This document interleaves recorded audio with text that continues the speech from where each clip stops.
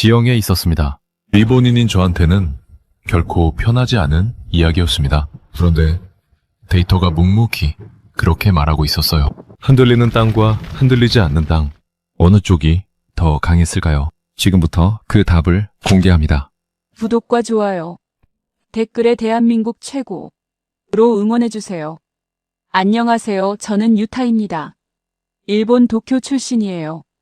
와세다 대학교 지리학과 3학년이고요. 지금은 서울대학교 교환학생으로 서울에 와 있습니다. 제가 지리학을 전공하게 된 이유가 있어요. 2011년 3월 11일. 저는 그날을 평생 잊을 수 없어요. 도쿄의 초등학교 3학년 교실에 앉아 있었는데 갑자기 땅이 흔들리기 시작했습니다. 책상 밑으로 들어가라는 선생님 목소리. 창밖으로 건물들이 흔들리는 모습. 규모 9.0. 일본 관측 역사상 최대 지진이었어요. 그런데 저한테 그날은 숫자가 아니에요. 할아버지가 미야기현 해안가 작은 마을에 살고 계셨어요. 지진 직후 쓰나미가 덮쳤습니다. 가족이 연락이 닿았을 때는 이미 늦었어요. 사망 실종자 약 2만 2천 명. 그 숫자 안에 할아버지가 있었습니다. 그 이후로 저는 지진이 올 때마다 할아버지가 떠올랐어요. 도쿄에서는 1년에 크고 작은 지진이 수백 번 와요. 체감할 수 있는 것만 연 70회 이상이에요. 자다가 흔들리고 밥 먹다가 흔들리고 수업 중에 흔들려요. 그게 일본에서 사는 일상이에요. 그래서 지리학을 선택했습니다. 왜 이 땅은 이렇게 흔들리는가? 그 질문이 저를 이 학문으로 이끌었어요. 서울에 온 건 지난 3월이었습니다. 처음 한 달은 정신없이 지났어요. 언어도 다르고 음식도 다르고 사람들도 달랐거든요. 그런데 2달이 지나면서 이상한 걸 발견했어요. 지진이 없었습니다. 도쿄였으면 벌써 수십 번은 흔들렸을 텐데 서울은 아무것도 없었어요. 처음엔 그냥 운이 좋은 줄 알았어요. 그런데 석 달이 지나도 넉 달이 지나도 아무것도 없었습니다. 같은 동아시아예요. 서울과 도쿄의 위도 차이는 불과 2도예요. 그런데 이렇게 다를 수가 있나요? 저는 그 의문을 들고 마크 핸더슨 교수를 찾아갔습니다. 컬럼비아 대학교 지구환경과학과 교수. 한반도와 일본 열도 비교 지형을 30년 동안 연구해온 분이에요. 서울대학교의 방문연구원으로 와 계셨는데 제가 와세다 교환학생이라고 했더니 흔쾌히 만나주셨어요. 교수님 연구실에 들어서는 순간 벽 한 면을 가득 채운 지도가 눈에 들어왔어요. 동아시아 지형도였습니다. 한반도와 일본 열도가 나란히 걸려 있었어요. 저는 그 지도를 한참 바라봤습니다. 핸더슨 교수가 말했어요. 유타 씨, 그 지도에서 뭐가 보여요? 저는 솔직하게 대답했어요. 한반도는 대륙에 붙어 있고 일본은 바다 위에 떠 있어요. 핸더슨 교수가 고개를 끄덕였습니다. 그게 전부예요. 그 차이 하나가 모든 것을 설명해요. 저는 그 말의 의미를 그때는 이해하지 못했어요. 그런데 그 이후로 이어진 몇 달간의 이야기가 제가 알고 있던 것들을 하나씩 바꿔놨습니다. 핸더슨 교수가 먼저 지진 이야기부터 시작했어요. 유타 씨, 일본의 연간 지진 횟수가 얼마나 되는지 알아요? 저는 대략 알고 있었어요. 규모 1 이상만 해도 연간 약 1,500회 이상이에요. 전 세계 지진의 약 20%가 일본에서 일어납니다. 핸더슨 교수가 말했어요. 그러면 한반도는요? 저는 몰랐어요. 교수님이 말씀하셨습니다. 연간 약 70회예요. 대부분 규모 3 이하고요. 체감하는 지진은 연 10회 내외입니다. 일본의 20분의 1 수준이에요. 저는 그 숫자를 들으며 멈췄습니다. 도쿄에서 살던 제 몸이 반응했어요. 20분의 1. 이게 같은 동아시아 이야기예요. 왜 이렇게 다른 건가요? 핸더슨 교수가 지도를 가리켰어요. 지각판 때문이에요. 일본 열도는 4개의 지각판이 만나는 지점에 걸쳐 있어요. 태평양판, 필리핀판, 유라시아판, 북아메리카판. 이 4판이 서로 충돌하고 밀고 당기면서 지진과 화산이 끊임없이 일어나는 거예요. 일본의 활화산이 100개가 넘는 이유가 이거예요. 그러면 한반도는요? 한반도는 유라시아판 안쪽에 안정적으로 위치해 있어요. 판의 경계에서 벗어나 있거든요. 그래서 지진이 적고 활화산이 없어요. 백두산이 있긴 한데 현재는 활동이 거의 없는 상태예요. 저는 그 설명을 들으며 지도를 다시 바라봤습니다. 그런데 한 가지가 더 눈에 들어왔어요. 일본 열도의 남북 길이가 약 3,000km예요. 한반도는 약 1,000km예요. 일본이 3배나 길어요. 그런데 한반도가 더 안정적인 기후를 가지고 있어요. 길이가 3배인 나라보다 3분의 1짜리 나라가 더 안정적인 이유가 오직 지각판 위치 하나 때문이에요. 저는 그 사실이 이상하게 강렬하게 다가왔습니다. 일본 열도가 4개 지각판의 경계 위에 정확히 걸쳐 있었어요. 그리고 한반도는 그 경계에서 비껴나 있었어요. 지도로 보면 불과 수백 킬로미터 차이였어요. 그런데 그 수백 킬로미터가 연간 지진 횟수 20배 차이를 만들고 있었습니다. 핸더슨 교수가 말을 이었어요. 그런데 유타 씨, 지진 차이는 시작이에요. 이 지각판 구조의 차이가 두 땅의 지형을 완전히 다르게 만들었거든요. 산줄기의 방향이 다르고 해안선의 구조가 다르고 토양의 성격이 달라요. 그리고 그 모든 차이가 역사를, 문화를, 산업을 다르게 만들었습니다. 저는 그 말을 들으며 생각했어요. 도쿄 초등학교 교실에서 책상 밑에 숨던 그날, 할아버지가 돌아가신 그날, 저는 그때부터 왜 이 땅은 흔들리는가를 물어왔어요. 그런데 이제 처음으로 그 답의 윤곽이 보이기 시작했습니다. 그리고 그 답이 단순히 지질학적 설명이 아니라는 것도요. 핸더슨 교수가 말했어요. 내일부터 본격적으로 시작해요. 두 땅이 얼마나 다르게 설계돼 있는지를요. 저는 고개를 끄덕였습니다. 그리고 연구실을 나오면서 처음으로 서울 하늘을 제대로 올려다봤어요. 흔들리지 않는 땅 위에 서 있다는 게 이상하게 낯설었습니다. 다음 날 아침 핸더슨 교수가 지도 2장을 나란히 칠판에 붙였습니다. 왼쪽은 한반도 지형도, 오른쪽은 일본 열도 지형도. 저는 그 두 지도를 나란히 본 건 처음이었어요. 지리학과 학생이면서 이걸 나란히 놓고 비교해 본 적이 없었다는 게 이상하게 느껴졌습니다. 핸더슨 교수가 말했어요. 유타 씨, 두 지도를 보면서 가장 먼저 눈에 들어오는 게 뭐예요? 저는 잠깐 생각했어요. 그리고 말했습니다. 한반도는 위로 대륙이 붙어 있고 일본은 바다 위에 떠 있어요. 핸더슨 교수가 고개를 끄덕였어요. 그게 오늘 이야기의 전부예요. 반도와 열도. 이 두 단어의 차이가 두 나라의 역사, 문화, 산업을 완전히 다르게 만들었습니다. 단순한 지형 차이가 아니에요. 문명의 방향을 결정한 차이예요. 핸더슨 교수가 한반도 지형도를 가리켰어요. 한반도는 삼면이 바다로 둘러싸여 있어요. 서해, 동해, 남해. 그런데 북쪽으로는 중국 대륙과 연결돼 있어요. 육로로 대륙과 이어진 거예요. 이 구조가 무엇을 만들었을까요? 저는 생각해봤어요. 대륙과 연결돼 있다는 건 교류가 가능하다는 거잖아요. 핸더슨 교수가 말을 이었어요. 맞아요. 한반도는 수천 년 동안 대륙 문명의 영향을 직접 받았어요. 중국의 문자, 불교, 유교, 제도가 육로를 통해 들어왔어요. 그리고 그걸 받아들이면서 독자적인 문명으로 발전시켰어요. 한자를 받아들이고 한글을 만들었어요. 불교를 받아들이고 한국화된 불교를 만들었어요. 대륙의 영향을 받되 그것을 자기 것으로 소화하는 능력이 생긴 거예요. 저는 고개를 끄덕였어요. 그런데 뭔가 반박하고 싶었습니다. 그러면 일본도 대륙 문명의 영향을 받았잖아요. 중국 문화, 불교, 한자 전부 일본에도 들어왔는데요. 핸더슨 교수가 웃었어요. 맞아요. 그런데 어떻게 들어왔는지가 달라요. 교수님이 일본 열도 지형도를 가리켰습니다. 일본은 대륙에서 바다 건너 떨어져 있어요. 일본 열도와 한반도 사이가 대한해협이에요. 가장 좁은 곳이 약 200km예요. 대륙 문명이 일본에 들어오려면 반드시 바다를 건너야 했어요. 그 말은 일본이 받아들이고 싶을 때만 받아들일 수 있었다는 거예요. 저는 그 말이 무슨 뜻인지 바로 이해했어요. 일본은 스스로 선택해서 대륙 문명을 수입했어요. 막을 수도 있었고 선택할 수도 있었어요. 한반도는 달랐어요.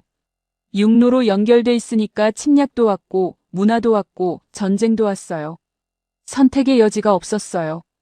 핸더슨 교수가 말했어요. 그런데 유타 씨, 이게 불리함이었을까요? 저는 솔직히 불리함처럼 들렸어요. 침략을 수백 번 받았다는 건 분명히 불리한 거잖아요. 핸더슨 교수가 잠깐 멈췄다가 말했어요. 한반도는 수백 번 침략받았어요. 그런데 언어와 문화가 단 한 번도 완전히 사라진 적이 없어요. 일본은 외세 침략을 거의 받지 않았어요. 두 나라 중 어느 쪽이 더 강한 생존력을 증명한 걸까요? 저는 그 질문에 바로 대답하지 못했습니다. 핸더슨 교수가 계속했어요. 반도 지형에 또 다른 특징이 있어요. 무역이에요. 한반도는 대륙과 바다를 동시에 가지고 있어요. 육로로 대륙과 교역하고 바다로 해양 세계와 교역할 수 있어요. 이 양방향 교역 능력이 한반도를 동아시아 무역의 중심으로 만들었어요. 저는 지도를 바라봤어요. 한반도의 위치를 다시 봤습니다. 위로는 중국 대륙, 오른쪽으로는 일본, 아래로는 동남아시아로 향하는 바다. 동아시아의 정중앙이었어요. 핸더슨 교수가 숫자 하나를 더 꺼냈어요. 유타 씨, 한국 인구 밀도가 얼마인지 알아요? 저는 몰랐어요. 약 530명 퍼 제곱킬로미터예요. 세계 최고 수준 중 하나예요. 일본은 약 340명이에요. 그런데 이 좁고 빽빽한 땅에서 세계 12경제대국이 나왔어요. 면적으로 보면 말이 안 되는 숫자예요. 저는 그 숫자를 들으며 생각했어요. 산이 70%인 나라에서 경작 가능한 땅도 적은데 인구 밀도는 세계 최고 수준이에요. 그 좁은 공간에서 그 많은 사람들이 살아남고 성장하고 세계 10위를 만들었다는 게 더 이상하게 느껴졌어요. 핸더슨 교수가 말을 이었어요. 그런데 일본은 달라요. 열도는 태평양 쪽으로 열려 있어요. 대륙 쪽은 바다가 가로막혀 있고요. 일본이 무역을 하려면 반드시 바다를 건너야 해요. 그래서 일본은 일찍부터 항해 기술을 발전시켰어요. 그리고 그 항해 능력이 에도 시대 이후 서양과의 교역으로 이어졌어요. 저는 그 설명을 들으며 생각했어요. 반도와 열도, 연결과 고립, 어느 쪽이 더 유리한 건지는 단정할 수 없었어요. 상황에 따라 달랐을 거예요. 전쟁이 많은 시대엔 고립된 열도가 유리했을 거고, 교역이 활발한 시대엔 연결된 반도가 유리했을 거예요. 그런데 핸더슨 교수가 한 말이 머릿속에서 떠나지 않았어요. 수백 번 침략받았는데 언어와 문화가 사라지지 않았다. 저는 그게 어떻게 가능한지 이해가 안 됐어요. 핸더슨 교수가 마치 제 생각을 읽은 것처럼 말했어요. 그 답은 내일 백두대간에서 나와요. 산이 그 비밀을 갖고 있거든요. 저는 지도를 다시 바라봤어요. 한반도 지형도 위로 산줄기들이 보였습니다. 빽빽하게 이어진 산들. 그 산들이 수백 번의 침략을 버텨낸 방어선이었다는 게 실감이 나지 않았어요. 그날 저녁 저는 같은 교환학생 프로그램으로 서울에 온 민준을 만났어요. 서울대학교 지리학과 3학년. 같은 전공이라 첫날부터 말이 잘 통했어요. 식당에서 밥을 먹다가 저는 물었어요. 민준 씨, 서울에 지진이 없는 거 원래 알고 있었어요? 민준이 젓가락을 내려놓으며 말했어요. 당연한 거 아니야? 한반도는 원래 지진 별로 없어. 왜? 저는 그 반응이 충격이었어요. 당연한 거. 민준한테는 당연한 일이 저한테는 한 달 만에 발견한 이상한 사실이었어요. 저는 도쿄에서는 한 달에 몇 번씩 지진이 와요. 잠자다가도 흔들려요. 그게 당연한 줄 알았어요. 민준이 잠깐 저를 바라봤어요. 그리고 말했어요. 그렇구나. 나는 지진이 오는 게 어떤 건지 몰라. 그 한마디가 이상하게 오래 남았어요. 숙소로 돌아오면서 저는 처음으로 서울 지하철 노선도를 다시 봤습니다. 한국 지하철은 세계에서 가장 발달한 시스템 중 하나예요. 서울 지하철 노선이 23개, 여기 700개가 넘어요. 일본 도쿄 지하철이 13개 노선, 285개 역이에요. 산이 70%인 나라에서 어떻게 이런 지하철망이 나왔을까요? 그 질문이 생기는데 하루가 걸렸어요. 그리고 그 답을 찾는 데는 훨씬 더 오래 걸렸습니다.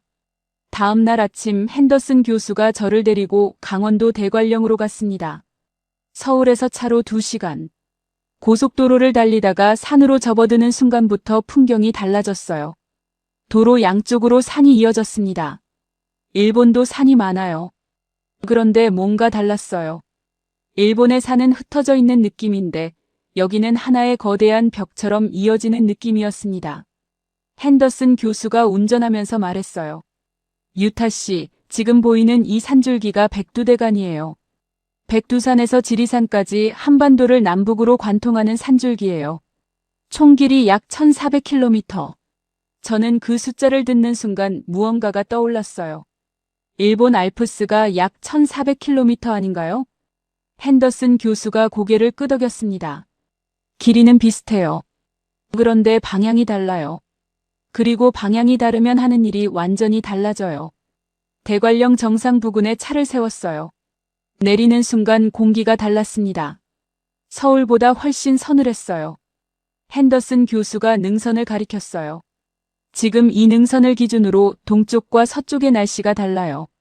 오늘 동해안 강릉은 맑고 건조합니다. 서쪽 원주 쪽은 구름이 많고요.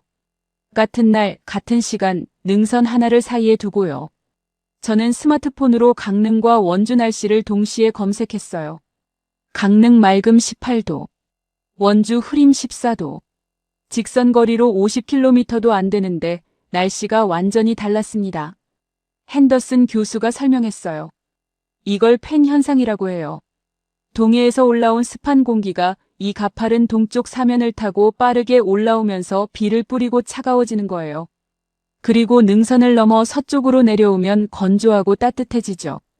산이 습한 공기에서 수분을 쥐어짜내는 겁니다. 저는 고개를 끄덕였어요. 알프스에도 팬 현상이 있어요. 독일 남부에서 자주 나타나죠. 그런데 뭔가 다르다는 게 느껴졌어요. 다른 점이 뭔가요? 핸더슨 교수가 지도를 꺼냈습니다. 방향이에요. 알프스는 동서로 누워 있어서 남북 기후를 나눠요.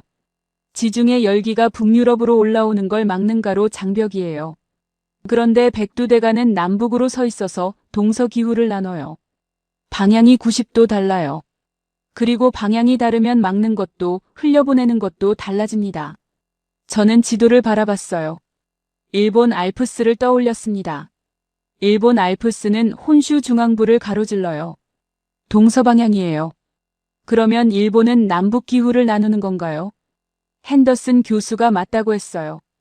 그러면 백두대간은 여름에 동쪽 습기를 막고 일본 알프스는 북쪽 한기를 막는 건가요?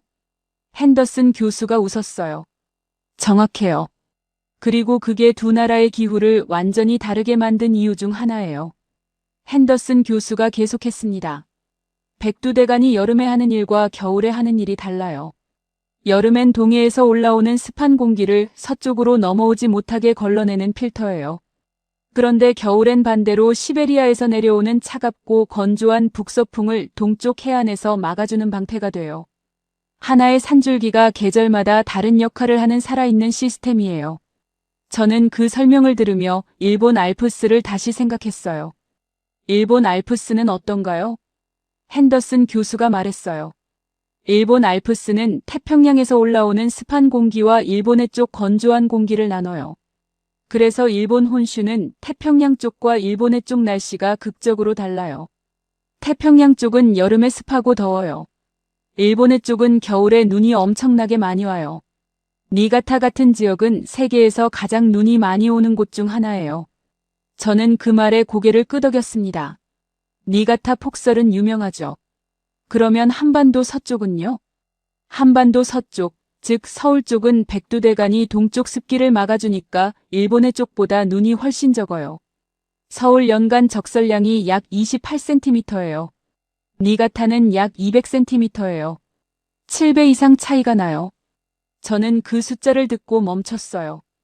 같은 위도인데 눈이 7배 차이라는 게 실감이 안 됐습니다. 핸더슨 교수가 말을 이었어요. 그리고 이게 산업에도 직결돼요. 서울이 눈이 적은 덕분에 반도체 공장, 정밀 제조 시설을 안정적으로 운영할 수 있어요. 폭설이 잦으면 물류가 마비되고 공장 가동이 어렵거든요. 백두대간이 눈을 막아주는 덕분에 수도권 전체가 연중 안정적인 산업 환경을 유지해요. 저는 그 연결이 놀라웠어요. 산줄기 방향이 반도체 산업에 영향을 미친다는 건 생각해 본 적이 없었거든요. 핸더슨 교수가 능선을 바라보며 말했어요. 백두대간의 총 길이가 얼마나 되는지 다시 생각해봐요. 1400km. 그런데 유럽 기후지리학 교과서에서 알프스는 한 챕터를 차지하고 백두대간은 각주에도 없어요. 저는 그 말을 들으며 이상하다는 생각이 들었어요. 지리학과 학생으로서 저도 백두대간을 이렇게 깊이 배운 건 처음이었거든요. 와세다 수업에서 백두대간은 그냥 한반도의 산맥이라는 한 줄로 끝났어요. 핸더슨 교수가 능선을 걸으면서 말했습니다. 유타 씨, 일본 알프스가 일본에 어떤 영향을 미치는지는 잘 알겠죠? 저는 고개를 끄덕였어요. 일본 알프스는 태평양 쪽과 일본해 쪽 기후를 나누는 역할을 해요. 그래서 지역마다 기후가 극단적으로 달라지고 그게 지역 문화와 음식을 다양하게 만들었어요. 맞아요. 그런데 백두대간은 그것보다 더 많은 거래요.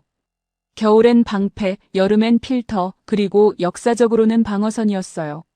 수백 번 침략받았는데 한반도가 버텨낸 이유 중 하나가 바로 이 산줄기예요. 평야였다면 한 번의 전투로 끝났을 텐데 산악지형에서는 그게 불가능해요. 저는 능선을 바라봤습니다. 그 말이 갑자기 무겁게 다가왔어요. 임진왜란. 일본이 한반도를 침략한 전쟁이에요. 도요토미 히데요시가 1592년에 시작한 7년 전쟁. 저는 일본 역사 수업에서 그 전쟁을 배웠는데 항상 일본 측 시각으로만 배웠어요. 그런데 지금 이 능선 앞에 서서 처음으로 다른 시각이 생겼어요. 일본군이 평지에서는 이겼는데 결국 7년 만에 물러났어요. 이 산들이 그 이유 중 하나였을 거예요. 그 생각이 들자 이상하게 불편했습니다. 핸더슨 교수가 제 표정을 보며 말했어요. 불편해요? 저는 솔직하게 대답했습니다. 네, 조금요. 핸더슨 교수가 고개를 끄덕였어요. 그게 정직한 반응이에요. 지형은 중립이에요. 그런데 그 지형 위에서 벌어진 역사는 중립이 아니죠. 불편한 게 당연해요. 그런데 그 불편함을 피하면 지형도 역사도 제대로 이해할 수 없어요. 저는 능선을 바라봤습니다. 바람이 불어왔어요. 서늘했어요. 돌아오는 차 안에서 핸더슨 교수가 말했습니다. 내일은 바다로 가요. 한반도의 새 바다와 일본을 둘러싼 바다가 얼마나 다른지를 보여드릴게요. 저는 창밖으로 능선이 사라지는 걸 바라봤어요. 백두대간. 1400km의 산줄기. 겨울엔 방패, 여름엔 필터, 역사엔 요새. 그리고 지금은 반도체 공장의 보호막. 하나의 산줄기가 이렇게 많은 일을 하고 있었어요. 저는 그걸 오늘 처음 알았습니다. 다음 날 핸더슨 교수가 저를 데리고 간 곳은 부산이었습니다. 서울에서 KTX로 2시간 반. 부산역에 내리는 순간 바다 냄새가 났어요. 그런데 이상했어요. 도쿄에서 맡던 바다 냄새와 달랐습니다. 더 짭짤하고 강렬했어요. 핸더슨 교수가 말했어요. 오늘 하루 동안 3개의 바다를 볼 거예요. 3개요? 한반도는 서해, 동해, 남해로 둘러싸여 있어요. 그런데 이 세 바다는 성격이 완전히 달라요. 같은 나라를 둘러싸고 있는데 각각이 하는 일이 전혀 달라요. 오늘 그걸 직접 보여드릴게요. 첫 번째는 남해였습니다. 부산 앞바다에 섰을 때 저는 바로 압도됐어요. 작은 섬들이 끝없이 흩어져 있었습니다. 크고 작은 섬, 기암절벽, 복잡하게 파고드는 해안선. 일본의 세토네 해와 비슷한 느낌이었는데 규모가 달랐어요. 핸더슨 교수가 말했습니다. 리아스식 해안이에요. 해안선이 매우 복잡하게 들쑥날쑥한 지형이죠. 한국 남해안은 세계에서 해안선이 가장 복잡한 지역 중 하나예요. 크고 작은 섬이 약 2,000개 넘게 흩어져 있어요. 저는 그 숫자에 놀랐어요. 2,000개요? 핸더슨 교수가 고개를 끄덕였어요. 그런데 이 복잡한 해안선이 무엇을 만들었는지 알아요? 작은 맘마다 천연 항구가 만들어졌어요. 부산, 거제, 통영, 여수. 이 항구들이 한국 조선업의 토대가 됐어요. 세계 1위 조선 강국이 된 이유가 바로 이 해안선이에요. 저는 그 연결이 바로 이해됐어요. 복잡한 해안선 천연 항구 조선업. 논리가 선명했습니다. 그러면 일본은요? 일본도 해안선이 복잡한데요. 핸더슨 교수가 고개를 끄덕였습니다. 일본도 복잡해요. 그런데 방향이 달라요.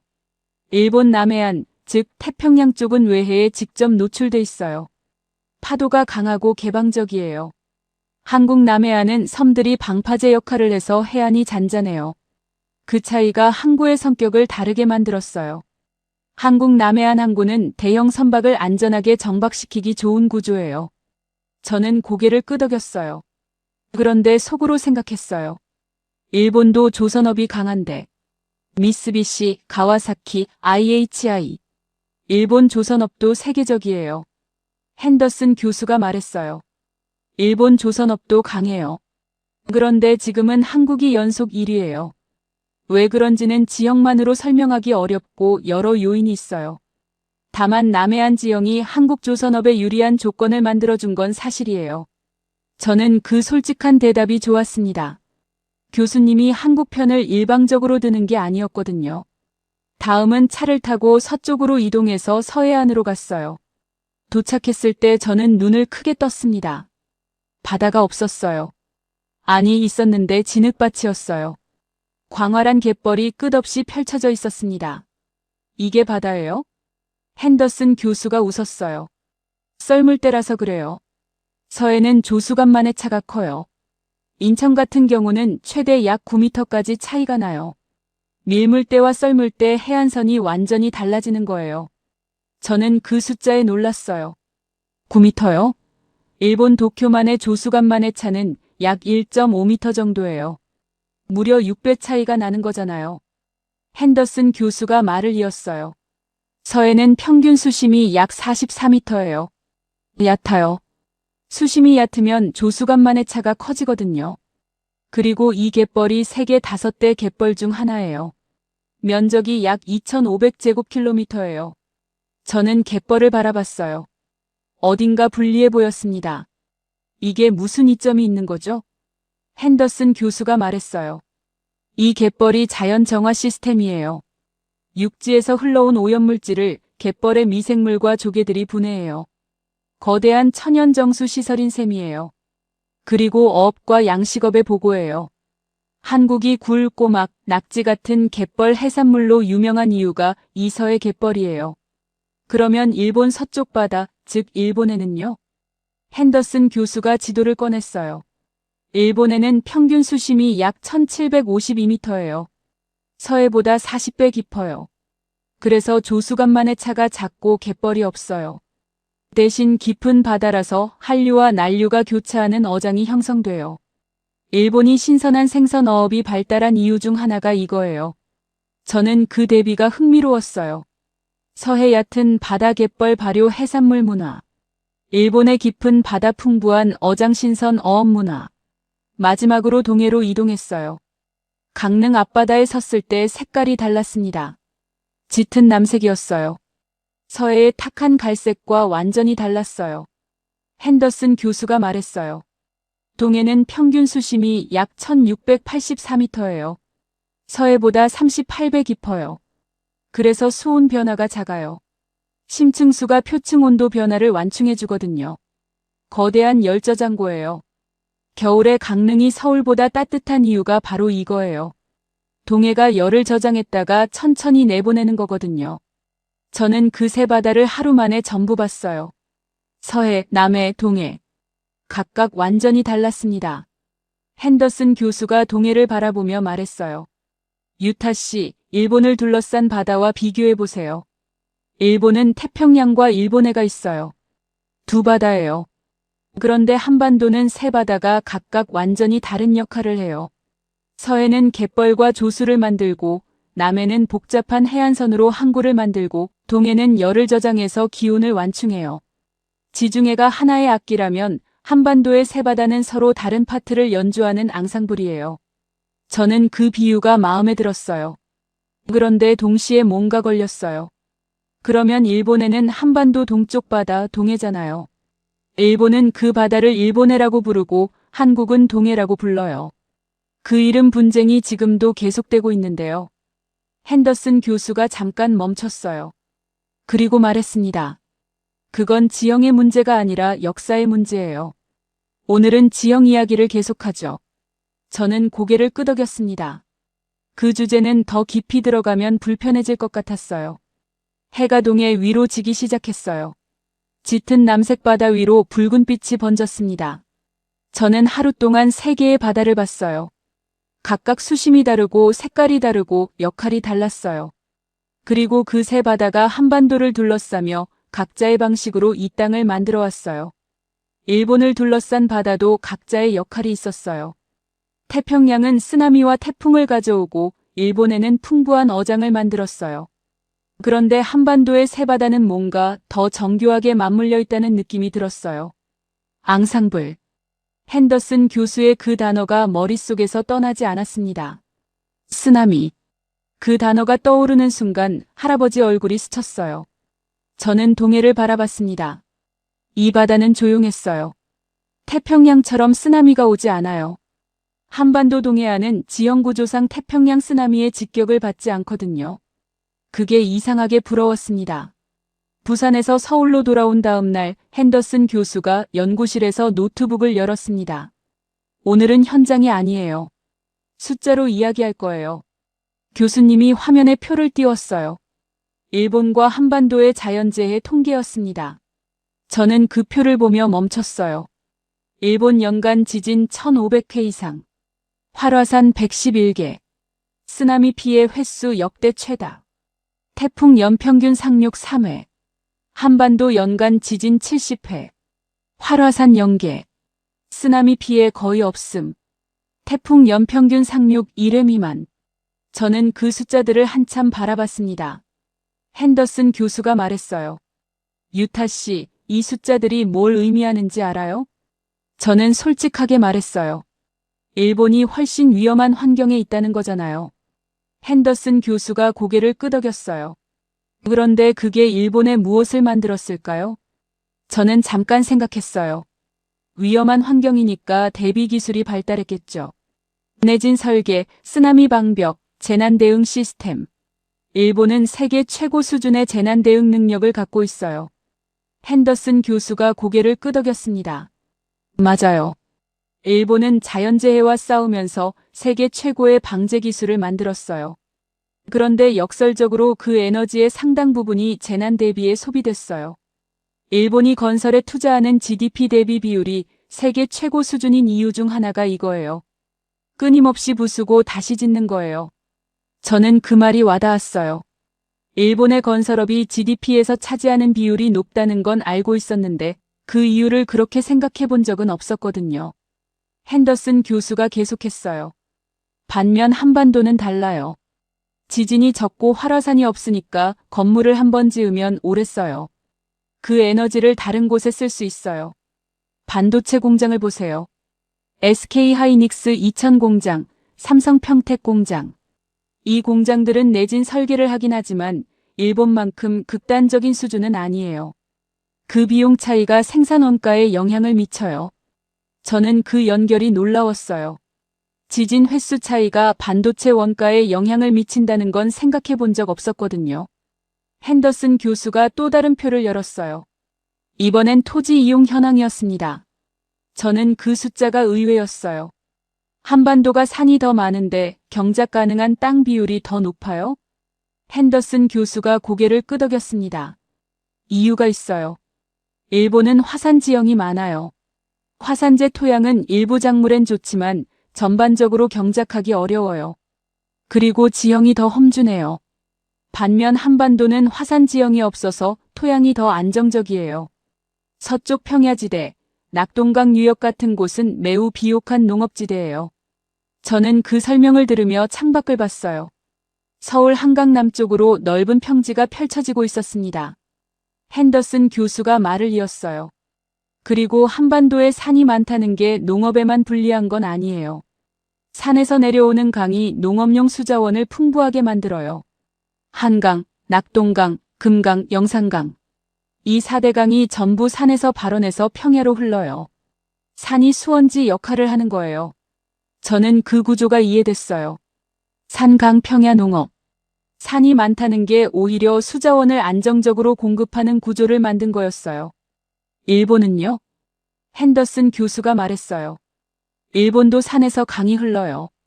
그런데 일본의 강은 대부분 짧고 급해요. 산이 해안 가까이 있어서 강이 바다까지 거리가 짧거든요. 그래서 물이 빠르게 바다로 빠져나가요. 반면 한반도의 강은 상대적으로 길고 완만해요. 물을 더 오래 담을 수 있어요. 저는 메모를 했습니다. 일본 강 짧고 급함 vs 한반도 강 길고 완만함. 핸더슨 교수가 마지막 숫자를 꺼냈어요. 유타 씨, 한국 쌀 단위 면적당 수확량이 얼마인지 알아요? 저는 몰랐어요. 헥타르당 약 7톤이에요. 세계 최고 수준이에요. 일본도 비슷하게 높아요. 그런데 두 나라 모두 산이 많고 경작지가 적어요. 그런데 그 적은 경작지에서 세계 최고 수준의 수확량이 나와요. 저는 그 숫자가 의외였어요. 산이 많아서 불리하다고 생각했는데 그 산에서 내려오는 강물이 비옥한 토양을 만들었어요. 적은 면적에서 최고의 수확량이 나오는 구조였어요. 불리한 조건이 만들어낸 역설이었습니다. 핸더슨 교수가 노트북을 닫으며 말했어요. 유타 씨, 오늘 숫자들을 보면서 어떤 생각이 들었어요? 저는 솔직하게 말했어요. 일본이 자연재해 면에서 훨씬 불리한 환경에 있다는 걸 알면서도 그 불리함이 다른 능력을 만들었다는 게 신기했어요. 방제 기술이라든지 빠른 재건 능력이라든지. 핸더슨 교수가 고개를 끄덕였습니다. 맞아요. 그리고 한반도는 자연재해가 적은 대신 다른 종류의 도전이 있었어요. 인간으로부터의 도전이요. 수백 번의 외세 침략. 그 도전이 다른 종류의 생존력을 만들었어요. 저는 그 말을 듣고 잠깐 말이 없었어요. 자연과 싸운 나라와 사람과 싸운 나라. 두 나라가 맞닥뜨린 도전이 달랐어요. 그리고 그 도전이 각각 다른 능력을 만들었습니다.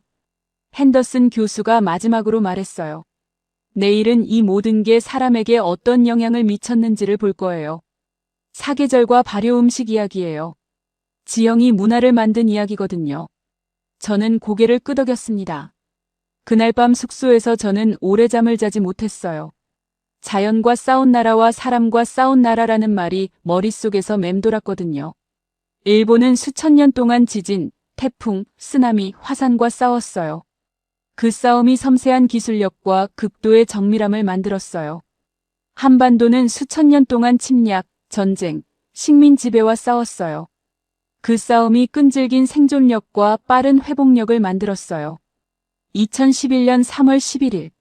할아버지가 돌아가신 그날. 일본은 자연과의 싸움에서 또 한 번 졌어요.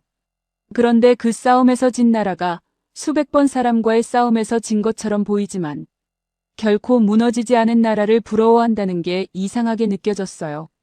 저는 천장을 바라봤습니다. 서울의 밤은 조용했어요. 흔들리지 않았어요. 다음 날 아침 핸더슨 교수가 저를 데리고 간 곳은 서울 광장시장이었습니다. 전통시장이에요. 100년이 넘은 곳이에요. 입구에 들어서는 순간 냄새가 먼저 왔어요. 복잡한데 거부감이 없는 냄새. 발효 냄새였습니다. 핸더슨 교수가 말했어요. 오늘은 지영이 음식을 만든 이야기예요. 그런데 음식 이야기가 아니에요. 사람 이야기예요. 저는 시장 안으로 걸어 들어갔습니다. 빈대떡을 부치는 노점, 각종 젓갈을 파는 가게, 그리고 거대한 항아리들이 줄지어 있는 된장 가게. 핸더슨 교수가 김치 가게 앞에 멈췄어요. 유타 씨, 김치가 몇 종류인지 알아요? 저는 몰랐어요. 200종류가 넘어요. 배추김치, 깍두기, 총각김치, 열무김치, 파김치. 지역마다 다르고 계절마다 다르게 담가요. 그런데 왜 이렇게 다양해졌는지 알아요? 저는 고개를 저었어요. 한반도의 사계절 때문이에요. 여름엔 채소가 넘쳐나지만 겨울엔 아무것도 자라지 않아요. 그 긴 혹독한 겨울을 버티려면 여름과 가을에 음식을 저장해야 했어요. 그 저장 방법이 발효예요. 저는 그 설명을 들으며 일본을 떠올렸어요. 일본도 사계절이 있는데 이렇게 다양한 발효 문화가 발달하지 않았어요. 왜 그런가요? 핸더슨 교수가 바로 대답했습니다. 일본은 삼면이 바다예요. 겨울에도 신선한 생선을 구할 수 있었어요. 굳이 발효로 저장하지 않아도 됐거든요. 그런데 한반도는 달랐어요. 내륙 산악 지역은 바다에서 멀었어요. 겨울에 신선한 식품을 구하기 어려웠어요. 그래서 채소 발효를 극도로 발전시켜야 했어요. 저는 그 차이가 선명하게 이해됐습니다. 바다 접근성의 차이가 음식 문화를 갈랐어요. 핸더슨 교수가 된장 가게 앞으로 저를 이끌었습니다. 커다란 항아리들이 줄지어 있었어요. 된장, 간장, 고추장. 한국 음식의 기본 양념이에요. 전부 발효식품이에요. 그런데 이 양념들을 만들려면 얼마나 걸리는지 알아요? 저는 몰랐어요. 최소 1년. 길게는 수십 년이에요. 100년이 넘은 된장을 가진 집도 있어요. 저는 그 말에 멈췄어요. 일본 미소도 발효식품이에요. 그런데 이렇게 긴 시간을 들이진 않아요. 보통 수개월이에요. 한국 된장은 왜 이렇게 오래 걸리나요? 핸더슨 교수가 말했어요. 된장은 콩과 소금과 시간이에요. 재료는 단순한데 결과가 복잡해요. 그리고 그 복잡함은 오직 기다림에서 나와요. 한국 음식 문화의 핵심이 여기 있어요. 빠른 실행력을 가진 민족이 동시에 수십 년을 기다리는 음식을 만들어요. 이 두 가지가 공존하는 문화예요. 저는 그 말이 흥미로웠어요. 빠른 실행력과 긴 기다림의 공존. 일본도 그런 공존이 있어요. 빠른 서비스 문화와 수백 년 된 장인 문화가 공존하거든요. 핸더슨 교수가 고개를 끄덕였어요. 맞아요. 그런데 그 기다림의 이유가 달라요. 일본의 장인 문화는 선택이에요. 더 좋은 것을 만들기 위해 오래 기다리는 거예요. 한국의 발효 문화는 생존이었어요. 겨울을 버티기 위해 어김없이 담가야 했던 거예요. 선택이 아니었어요. 저는 그 차이가 깊게 다가왔어요. 핸더슨 교수가 시장을 걸으면서 말했습니다. 그런데 오늘 이야기에서 가장 중요한 게 아직 남아 있어요. 뭔가요? 김장이에요. 김장철이 되면 온 마을이 함께 모여서 김치를 담가요. 수백 포기를 혼자 담글 수는 없거든요. 혼자서는 겨울을 버틸 수 없는 환경에서 반드시 함께 준비해야 했어요. 그 집단 협력이 발효 기술을 나누고 발전시켰어요. 저는 그 말을 들으며 멈췄어요. 집단 협력. 한국 사람들이 단체 프로젝트를 빠르게 실행하는 능력, 조선소에서 수만 명이 하나의 목표로 움직이는 능력. 그게 김장에서 시작됐을 수도 있겠다는 생각이 처음으로 들었어요. 반면 일본의 장인 문화는 개인이에요.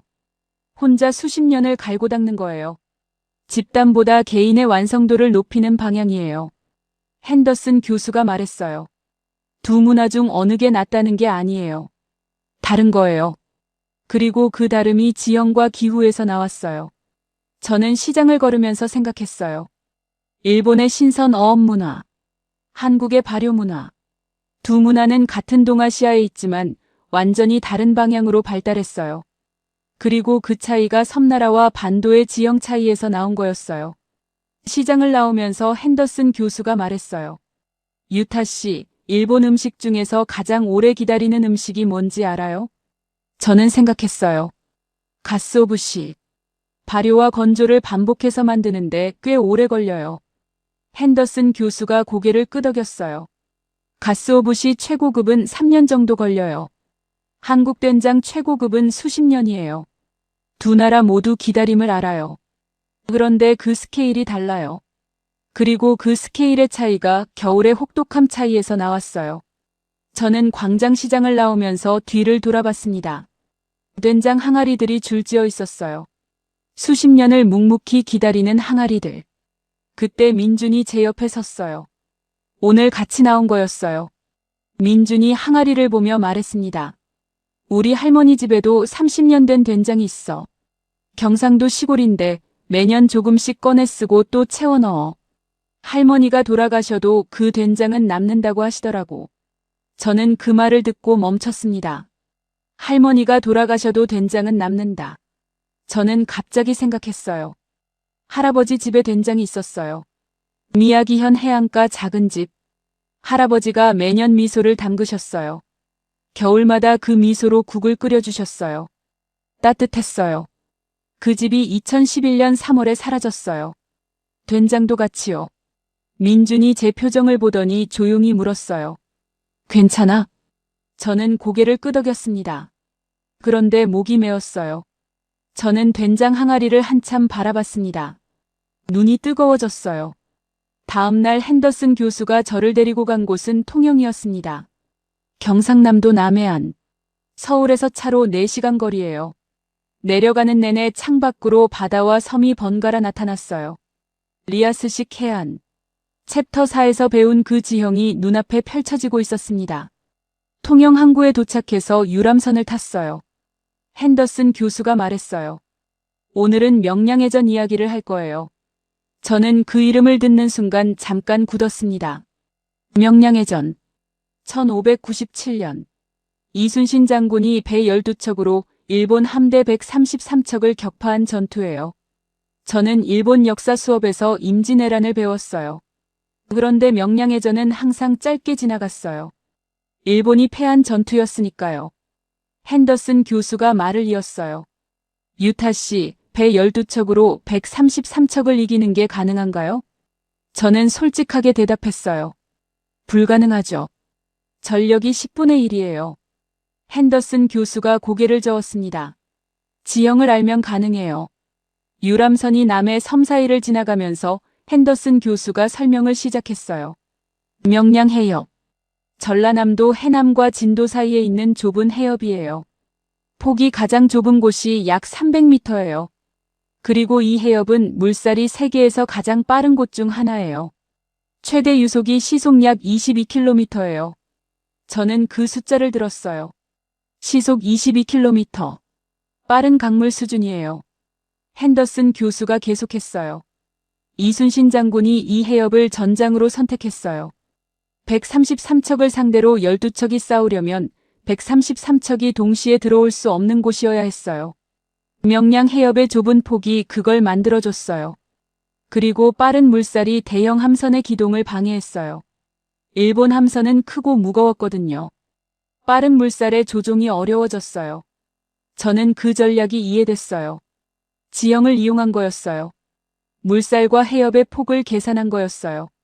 핸더슨 교수가 말을 이었어요. 그런데 이게 가능하려면 이 지형을 완벽하게 알아야 해요. 물살이 언제 어느 방향으로 바뀌는지, 해협에서 어떻게 배를 움직여야 하는지. 이순신 장군은 그걸 알고 있었어요. 일본 함대는 몰랐고요. 저는 유람선에서 바다를 바라봤어요. 섬과 섬 사이로 물살이 보였습니다. 핸더슨 교수가 말했어요. 유타 씨, 이 전투가 지형 이야기인 이유가 있어요. 한반도 사람들은 수천 년 동안 이 복잡한 해안선 위에서 살아왔어요. 어디서 물살이 세고 어디에 암초가 있고 언제 조류가 바뀌는지를 몸으로 알고 있었어요. 그 지식이 전쟁에서 생존의 무기가 됐어요. 저는 그 말을 들으며 생각했어요. 지형을 읽는 능력. 자기 땅을 누구보다 잘 아는 것. 그런데 동시에 불편했어요. 저는 솔직하게 말했습니다. 교수님, 저는 일본인으로서 이 이야기가 불편해요. 임진왜란은 일본이 한반도를 침략한 전쟁이에요. 명량해전은 그 전쟁에서 일본이 패한 전투고요. 이걸 지형 이야기로만 보기가 어려워요. 핸더슨 교수가 유람선 난간에 기대어 저를 바라봤어요. 그게 정직한 반응이에요. 유타 씨. 교수님이 잠깐 멈췄다가 말을 이었어요. 저는 미국인이에요. 미국도 역사적으로 많은 나라를 침략하거나 개입했어요. 한국도 마찬가지예요. 한국 전쟁 때 미군이 들어갔어요. 그 전쟁에서 수많은 사람이 죽었어요. 저는 그 역사를 편하게 볼 수 없어요. 그런데 그 불편함을 느끼는 게 역사를 제대로 보는 시작이에요. 저는 그 말이 마음에 닿았어요. 핸더슨 교수가 말을 이었어요. 지형은 중립이에요. 명량 해협은 지금도 같은 자리에 있어요. 물살도 같아요. 그런데 그 지형 위에서 일어난 일들은 중립이 아니에요. 침략이 있었고 저항이 있었고 죽음이 있었어요. 그 모든 걸 보는 거예요. 불편하더라도요. 저는 바다를 바라봤어요. 유람선이 좁은 해협 사이를 지나가고 있었어요. 물살이 느껴졌어요. 배가 흔들렸습니다. 핸더슨 교수가 말했어요. 임진왜란이 7년 동안 이어진 이유도 지형이에요. 일본군은 평지에서 이겼어요. 한 달 만에 평양까지 진격했어요. 그런데 전쟁이 길어지면서 산악지형과 복잡한 해안선이 발목을 잡았어요. 의병들이 산에서 게릴라전을 펼쳤고 이순신이 바다에서 보급로를 끊었어요. 결국 7년 만에 철수했어요. 저는 조용히 말했어요. 할아버지한테 임진왜란을 배운 적이 있어요. 도요토미 히데요시가 조선을 통해 명나라까지 진출하려 했다고요. 그때는 그냥 역사 이야기였는데 지금 이 바다 위에서 들으니까 달라요. 핸더슨 교수가 물었어요. 어떻게 달라요? 저는 잠깐 생각했어요. 그리고 말했습니다. 그때 침략당한 사람들이 지금 이 바다를 만들고 이 땅을 만들고 이 나라를 만들었다는 게 느껴져요.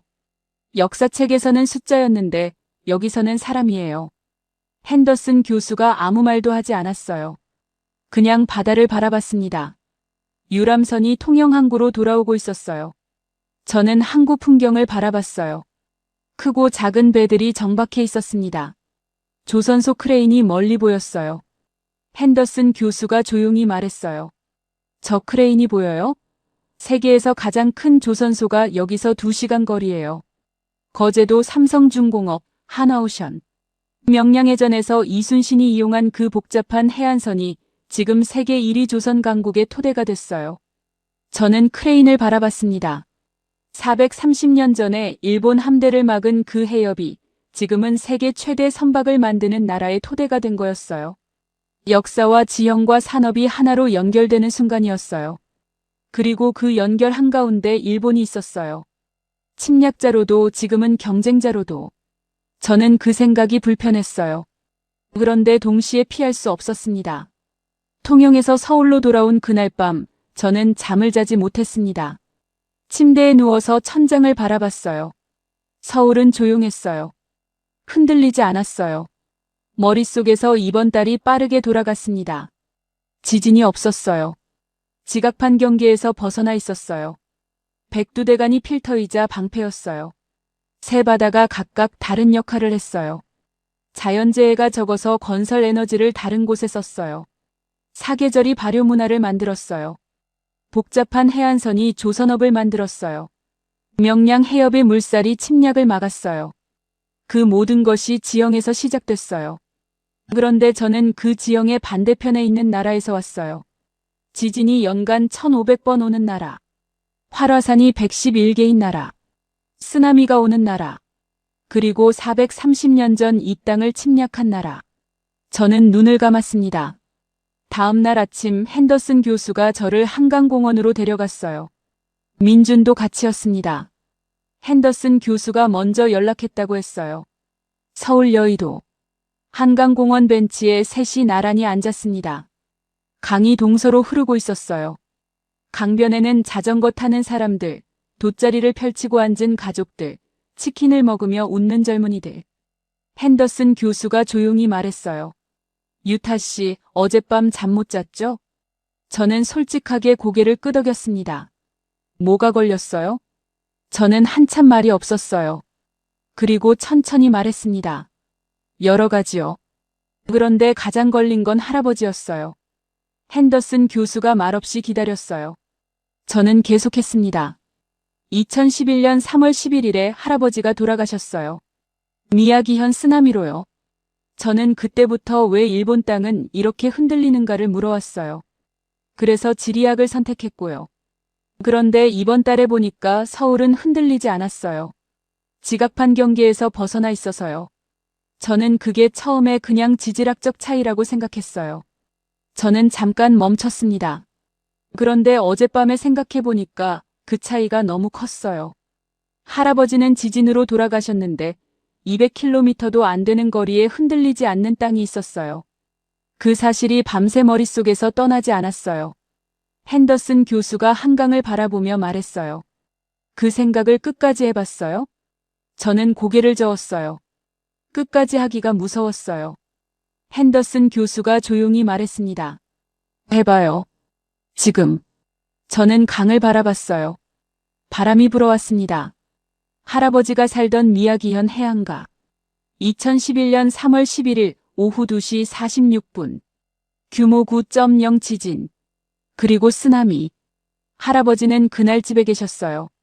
만약 할아버지가 한반도에 살았다면, 만약 그 집이 서울에 있었다면, 저는 눈이 뜨거워졌습니다. 말이 안 됐어요. 지형이 다르다는 이유만으로 삶과 죽음이 갈린다는 게 200km 차이로. 그게 말이 됩니까? 핸더슨 교수가 조용히 말했어요. 말이 안 되는 것처럼 느껴지죠. 그런데 지형은 원래 그래요. 공정하지 않아요. 어떤 땅에서 태어나느냐가 삶의 조건을 결정해요. 그게 지형이 가진 가장 냉혹한 면이에요. 저는 눈물이 났습니다. 한강공원 벤치에 앉아서요. 민준이 제 옆에서 아무 말도 하지 않았어요. 그냥 강을 바라봤습니다. 그게 오히려 다행이었어요. 위로의 말이 나왔다면 더 무너졌을 것 같았거든요. 핸더슨 교수가 말을 이었어요. 그런데 유타 씨, 한 가지 더 생각해봐요. 일본은 그 불공정한 조건에서 어떻게 했어요? 저는 눈물을 닦으며 생각했어요. 세계 최고 방제 기술을 만들었어요. 내진 설계, 쓰나미 방벽, 재난 대응 시스템. 그리고 2011년 이후 더 강화했어요. 핸더슨 교수가 고개를 끄덕였어요. 지형이 불리하면 사람이 그걸 극복해요. 일본이 그렇게 했어요. 그리고 한반도는 자연재해가 적은 대신 수백 번의 침략에서 살아남았어요. 두 나라 모두 불공정한 조건에서 시작했어요. 그리고 두 나라 모두 각자의 방식으로 그걸 극복했어요. 저는 한강을 바라봤습니다. 강 위로 유람선이 지나갔어요. 강변공원에서 아이들이 뛰어놀고 있었어요. 70년 전 이 강변은 전쟁터였어요.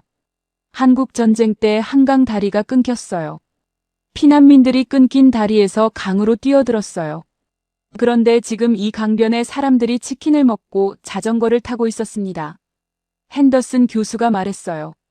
유타 씨, 이번 달 동안 배운 것들을 한 문장으로 정리해봐요. 저는 오래 생각했습니다. 그리고 말했어요. 지형은 공정하지 않다. 그런데 사람은 그 불공정함 위에서 각자의 방식으로 문명을 만들었다. 핸더슨 교수가 웃었어요. 그거예요. 저는 강을 바라봤습니다. 할아버지. 저는 할아버지가 왜 돌아가셨는지 알게 됐어요. 지각판 경계 위에서 태어났기 때문이에요. 그건 할아버지 잘못도 누구 잘못도 아니에요. 그냥 지형이에요. 그런데 그 지형 위에서 일본은 수천 년 동안 흔들리면서도 무너지지 않았어요. 세계 어디에도 없는 방제 기술을 만들었고, 세계 어디에도 없는 장인 문화를 만들었고,